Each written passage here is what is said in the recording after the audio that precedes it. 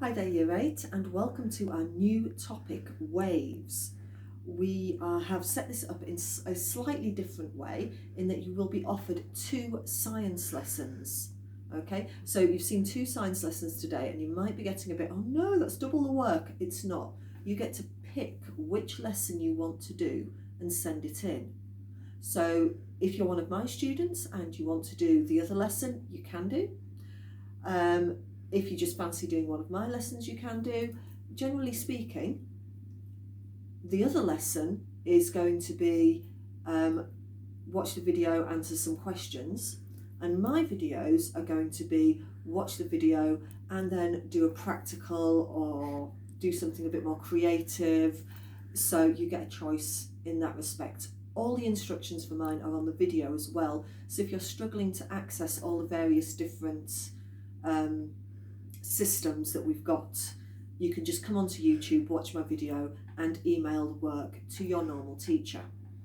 Okay, so hopefully that makes sense. If not, send me an email, or I do have a live lesson going on, so you can ask me questions in that. I'm just doing this video for those of you that miss it, really.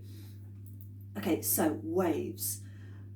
Waves is a brilliant topic because it's all about how we communicate with each other. And there are loads and loads of different ways to communicate.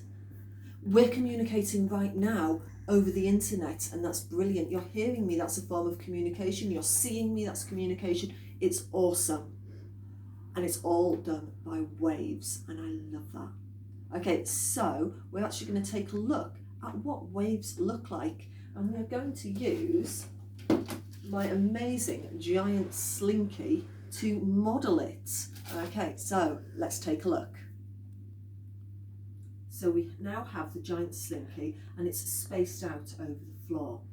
Okay, so the first one we're going to look at is sound waves. Okay, and sound waves are longitudinal waves. And the reason we call them longitudinal waves is because the energy goes along the wave. Okay, so longitudinal goes along the wave. And this is what they look like when they're in action. I'm going to send a little bundle of sound energy down to the end to Mr. Smith, who's holding it. That's my husband, Mr. Smith, not the science teacher, Mr. Smith, for those of you who are still confused. Okay, so I'm sending energy in the form of the sound waves down. And one thing that you should be able to see is that when I send it down, it compresses up. And that compression, that compression wave moves down the slinky. But what happens after it compresses? Take a look. It spaces out. It spaces out, and that spacing out is called rarefication. And that's a really niche word. It's only used in sound lessons in science. And that rarefication, that spacing out, happens, and obviously when I'm speaking I'm sending out more than one wave, so we're sending out lots of waves, getting lots of compressions, lots of rarefications. Before we go on to transverse waves, I just want you to write down a bit on longitudinal waves. So let's just take a look what I want you to write down. Okay, so what we have here is a sound wave. Okay, and you can see this is from a tuning fork. I'm not using a tuning fork right now, although we will be using a fork to listen to in a later lesson. That's going to be a lot of fun. And you can see I've marked on it the compression, the rarefication. That's a really tough word, and the only way I can remember it is from the song Come Fly With Me, where they sing the line up there where the air is rarefied. It's all spaced out, it's really thin. So the air is having a rarefication here. And back to the compression. And that, compression to compression, is one wavelength. Okay, so we've got compression, rarefication, compression. And that's what it looks like with the slinky. You don't have to draw the slinky. You do, please, have to, you can pause the video. You can do the compression, rarefication, compression, one wavelength. Okay, so, and it's going in the direction that the energy is going in the direction of the wave. So pause the video, write that down. Thank you. So the next type of wave we're looking at is every other sort of wave. Okay, sound waves are longitudinal, every other wave is transverse. Okay, so transverse, that's a bit of an odd word. What does it mean? Most of us know that trans means opposite.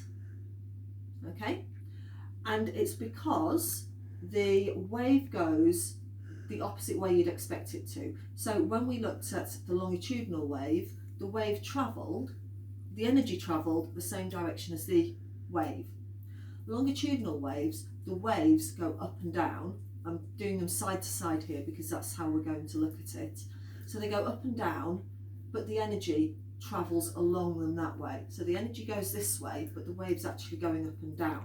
So it's the opposite to what you'd expect. So it's called transverse.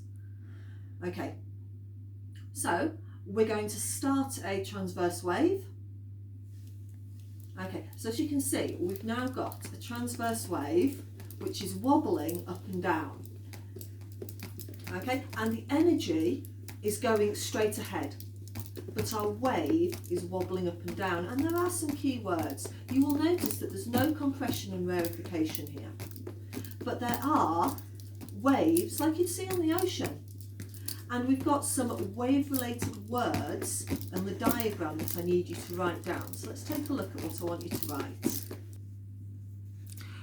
Okay, so here we have the wave that you'd like to draw. Okay, it goes from a fixed point to a fixed point, and the movement is up and down. Okay, at the top we've got a peak or a crest. Okay, we usually use the word peak, which is the word that I've written in there. Okay, and just like a hill or a mountain has a peak at the top, so does our wave. And at the bottom, it has a trough. One wavelength goes from peak to peak or trough to trough, but we usually do peak to peak. We could do it from there to there, but the temptation would be just to measure half a wave. So we always do it peak to peak, so that we know we've not we've resisted the temptation to only measure half the wavelength. Okay, and we call wavelength lambda, which is a Greek letter, because we'd run out of English letters at this point. Okay, we will be looking at wavelength and the amplitude, which is from where the energy's going to the peak. So it's half of the whole entire height. We will be looking at this later, but if we draw it out now so we know what we're talking about, that can really help. Okay, so we've got amplitude, we've got wavelength, we've got frequency, and all of that will come into later lessons. But this is what most waves look like. So I said this topic was all about communication. So far, I've just played with a slinky. Awesome lesson for me.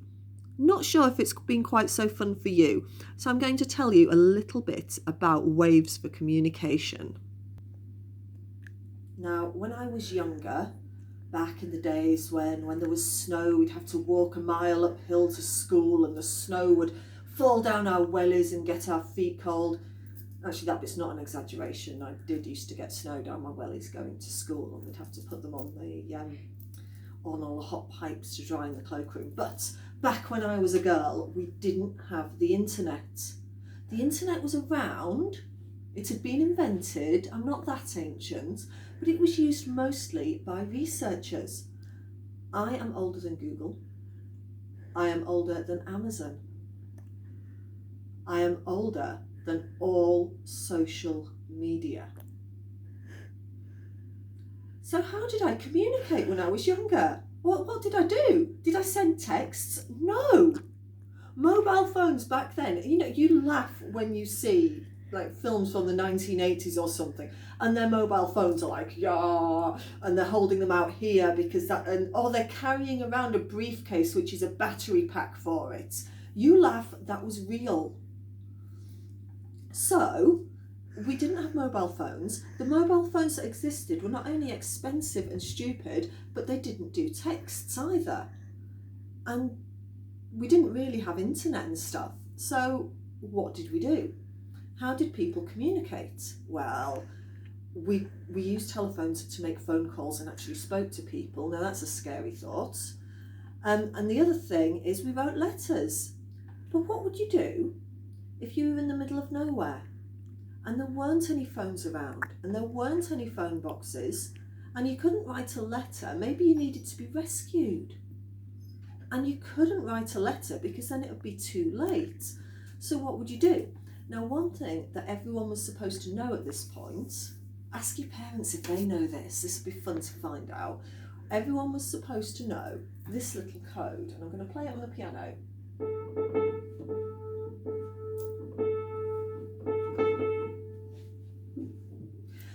That was SOS in Morse code.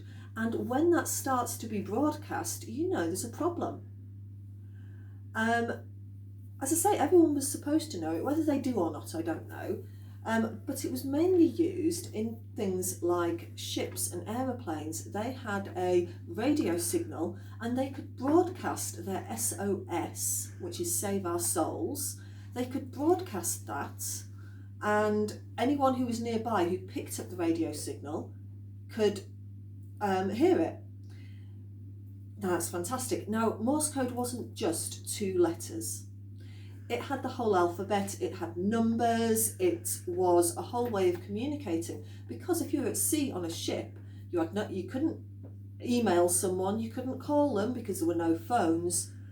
You would have to use Morse code and transmit it. And people did this. It was really interesting. And I could keep going on about this for ages because when I was younger, I learned Morse code, fully learned Morse code.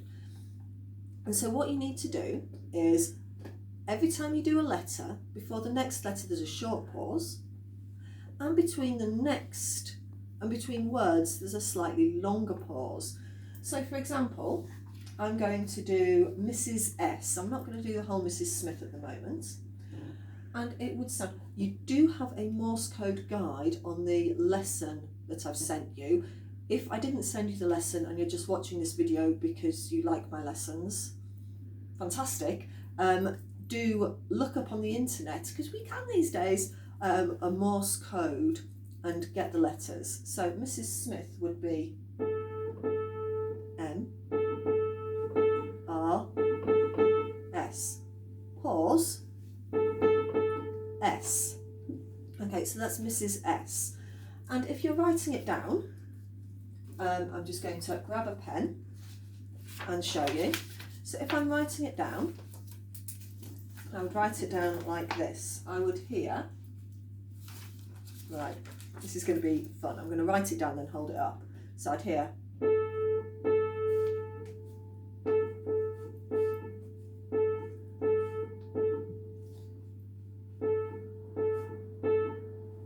okay, so what have I heard? I've heard 2 long ones, a break, a short, long, short, break, short, short, short, long break, short, short, short. Okay, so I look it up on my Morse code table and I'd see that's M, R, S, S. Okay, I could do the whole thing. So your challenge, it's a Morse code challenge.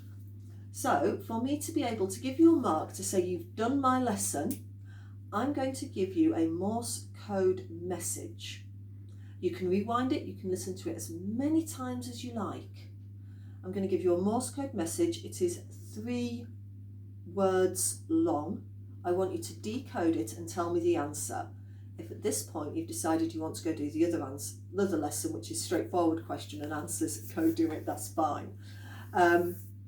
So yeah, to get the star, I would like you to make up your own Morse code message and send it to me and see if I can decode it. So I'm going to have lots of fun with that. Okay, so here we go. Here is your secret message.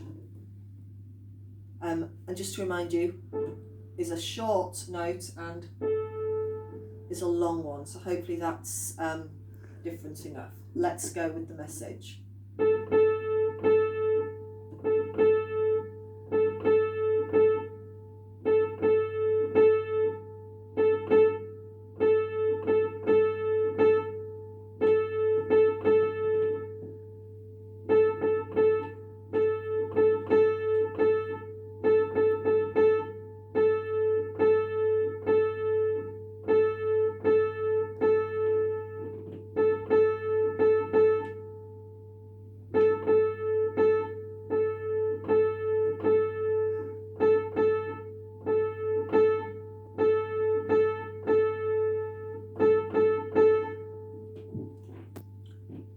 hopefully that was clear enough for you to get that. Let's see if you're able to translate it, if it makes sense. If one of the letters isn't quite right, just think the message is in English and it's 3 words. Let's see what you can do with it. Okay, take care, and I will see you for another science lesson tomorrow. Bye.